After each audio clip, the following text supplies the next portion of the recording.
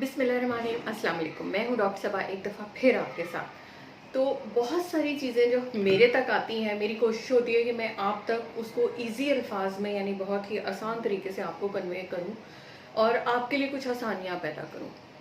Most common मसला जो आता है अक्सर औक़ात जब मेरे पास हस्बैंड एंड वाइफ आते हैं, तो एक एंग्ज़ायटी, एक डिप्रेशन, ये तो एक अपना होता है, लेकिन उन दोनों के ताल्लुकात किसी हद तक नॉर्मल नहीं होते हैं और वो कुछ ख़राब हो रहे होते हैं। और उस बात की अंडरस्टैंडिंग ना बीवी को हो रही होती है अपनी तरफ से, ना शौहर को हो रही होती है अपनी तरफ से, ना दोनों को हो रही होती है एक दूसरे की तरफ से। तो आम तौर पे 40 प्लस जब फीमेल्स होती हैं, तो उनकी लाइफ जो है उसमें बहुत सारी तब्दीलियाँ आ रही होती हैं। और वो तब्दीलियाँ क्या आती हैं, आपस के ताल्लुकात क्यों ख़राब होते हैं और इन चीज़ों को कैसे हम सॉर्ट आउट कर सकते हैं, आज हम इस वीडियो में इस इंतहाई अहम टॉपिक पे बात करेंगे कि बाज़ औक़ात नौबत डिवोर्स तक आ जाती है।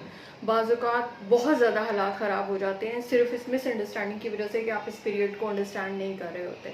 तो जनाब वीडियो को एंड तक लाज़मी देखिएगा। अच्छा जी, अब हम चलते हैं कि हमारी देखिए एक फ़ीमेल बॉडी जो है ना, इसका एक हार्मोनल सिस्टम है, ठीक है, जो अल्लाह ने डिज़ाइन किया हुआ है। और with the passage of time child birth होती है, सारा कुछ होता है, हार्मोनल चेंजेस आती रहती हैं, जाती रहती हैं। उसके साथ बॉडी की शेप, डी शेप ये होती रहती है।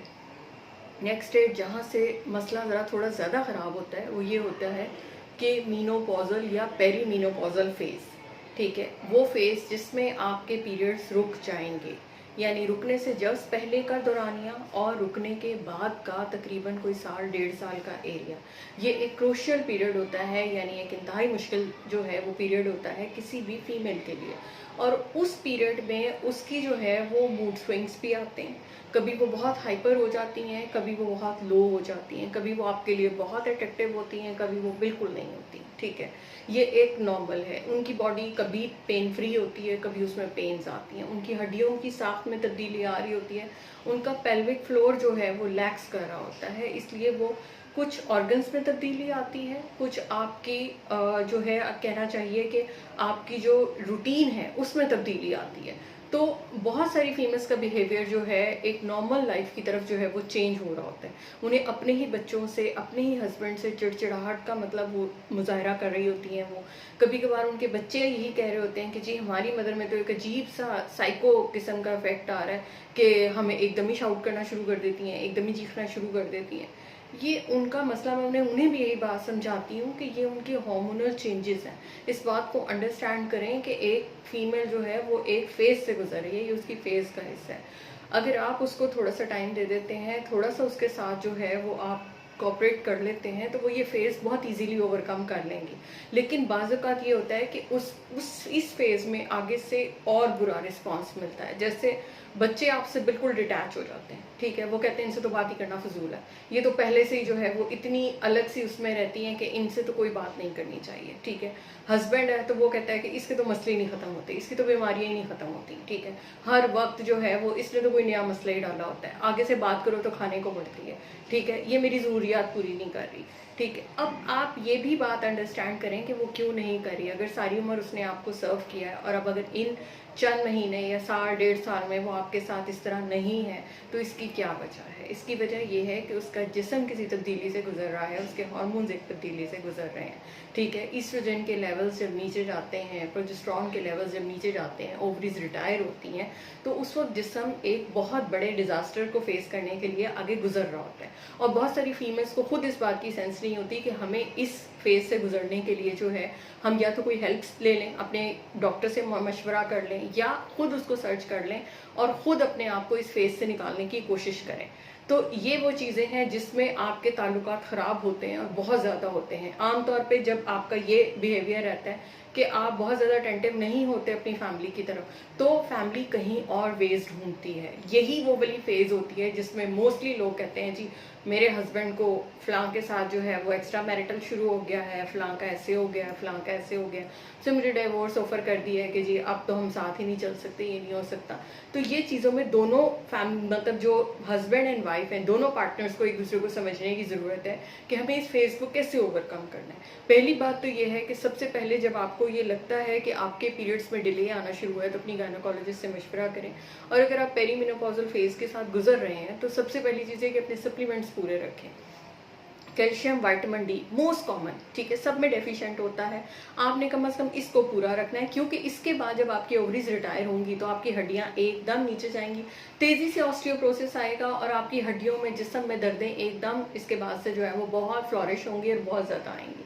उसके बाद आ जाती है जनाब हमारी खुराक, ठीक है, अपनी डाइट में बैलेंस डाइट जिसको मैं कहती हूँ, यानी high protein, low carb and minimal fat रखनी ज़रूर है। ये नहीं है कि किसी भी चीज़ को मुकम्मल तौर पे ओमिट कर दें, ये अपनी खुराक का लाजमी हिस्सा बनाएं। नंबर थर्ड स्टेप पे कि अपनी एक्सरसाइज, योगा या कोई भी चीज़ें जो आप अपने आप को, स्ट्रेचिंग्स हैं जो भी कर सकती हैं, इसको प्लीज़ पहले से स्टार्ट करें, क्योंकि जब आपके जिस्म में एक दफ़ा ये पेन्स, ये सब चीज़ें स्टार्ट हो जाती हैं तो उस वक्त किसी भी बॉडी को एक्सरसाइज ट्रैक पे लाना बहुत मुश्किल हो जाता है और हमें बहुत ज़्यादा उन फीमेल्स में मतलब रिजल्ट्स लाने में बहुत देर लग जाती है कि क्योंकि फीमेल बॉडी इस तरह रेडी ही नहीं होती कि जनाब उसने जो है वो कुछ करना है, वो ये कहती है मेरे से कुछ भी नहीं होना। दूसरी चीज़ जो है वो ये कि अपना वेट कंट्रोल करें, ठीक है। इस फेज़ के बाद जो अगली गलती ख़वातीन ये करती हैं, कभी उन्हें मीठे की क्रेविंग हो रही होती है, कभी उन्हें कुछ किस्म की चीज़ें, तो वो जंक ड्रिंक्स जो भी चीज़ें मिल रही होती हैं, बाज़ औक़ात ये होता है कि कुछ को नहीं अवेयरनेस होती है, वो खा रहा होता है, हर तरह की चीज़ खा रहा होता है। नतीजा क्या निकलता है कि आप 40 से और 45 के दरमियान हाईली वेट गेन वाली फेज़ आती है और आप बहुत ज़्यादा वेट गेन कर लेते हैं, स्पेशली एट योर थाइस, आपके बटक, पेट का निचला हिस्सा। और ये आती है हार्मोनल बैली, यानी जैसे आपका जो है वो पेट लटकना शुरू हो जाता है, आपके कूल्हे मोटे होते हैं, तो ये वाली चीज़ें जो है आपकी हार्मोनल इम्बैलेंस को शो करती हैं कि आपके हार्मोन्स ठीक काम नहीं कर रहे हैं। दूसरा, आपका लिवर इस स्टेज तक आते आते फैटी हो चुका होता है, उस पर चर्बी की लेयर्स आ चुकी होती हैं, तो वो एक अपना काम प्रॉपरली नहीं कर रहा होता। तो इन दोनों सूरतों में अपने वेट को कंट्रोल रखें, ग्रीन वेजिटेबल्स का इस्तेमाल बहुत ज़्यादा करें, फ्रूट्स का इस्तेमाल रखें और खाने को बैलेंस रखें। वॉक का इस्तेमाल लाजमी करें, अपनी वॉक को एक रूटीन का हिस्सा बनाएं कि हमने करनी है। दूसरी सबसे बड़ी गलती जो होती है वो ये है कि अपने मूड स्विंग्स और इन सारी चीज़ों के लिए किसी न किसी बुक को अपना हिस्सा बनाएं, कोई ना कोई हॉबी ऑप्ट करें और एक दूसरे के साथ टाइम स्पेंड करें।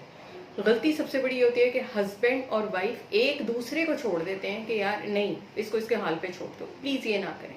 आपस में एक दूसरे का साथ दें, एक दूसरे को लेके चलें, इस फेज़ को ओवरकम करने में उस बंदी की हेल्प करें कि जिसने सारी ज़िंदगी आपको सर्व किया है। और जितना स्ट्रॉन्ग आप दोनों का आपस का ताल्लुक होगा, उतनी ही मतलब उस खातून को इस फेज़ से निकलने में बहुत जल्दी हो जाएगी, ठीक है, बहुत आसानी से वो ये फेज़ ओवरकम कर लेंगी। तो बजाय इसके कि आपकी ये अंडरस्टैंडिंग कि मैं इसको छोड़ के किसी और ऑप्शन को तलाश करूँ, आप उन्हीं को टाइम दें और उन्हीं के साथ टाइम स्पेंड करें, तो आप देखेंगे कि आपके रिजल्ट्स कितने बेहतर हो जाते हैं। तो ये चंद छोटी छोटी होने वाली तब्दीलियां हैं। इसके साथ जो और बड़ी चीज़ है वो ये कि खुदा न खास्ता आपके जिस्म में जो तब्दीलियां आती हैं इसके बाद कुछ और है, जैसे कुछ कैंसर्स हैं या कुछ चीज़ें हैं, तो एकदम कई फीमेल्स एम्बार्क करती हैं, एकदम परेशानी में आती हैं कि शायद क्योंकि विजाइनल ड्राइनेस आती है और उसके साथ जो है आपके और इंटरनल ऑर्गन्स की चेंजेस आ रही होती हैं, वो बहुत परेशान हो जाती हैं कि एकदम शायद वो किसी कैंसर की तरफ चली गई हैं। कैंसर इस तरह नहीं आता, कैंसर की अपनी कुछ अलग अलग अलामात होती हैं। ये आपके फिजियोलॉजिकल यानी आपकी बॉडी का रिस्पॉन्स है किसी भी हार्मोन के ख़त्म होने की सूरत में। तो आपने अपने जो ताल्लुकात हैं उनको ठीक रखना है, तो आपको ये मसले भी हल हो जाएंगे। तो जब फिर मिलेंगे किसी नई वीडियो के साथ, अपनी और अपने इर्द गिर्द वालों की ज़िंदगी को आसान रखें। अपना बहुत ख्याल रखिएगा। कोई सवाल हो तो आप इसी के नीचे पूछ सकते हैं। तब तक के लिए अल्लाह।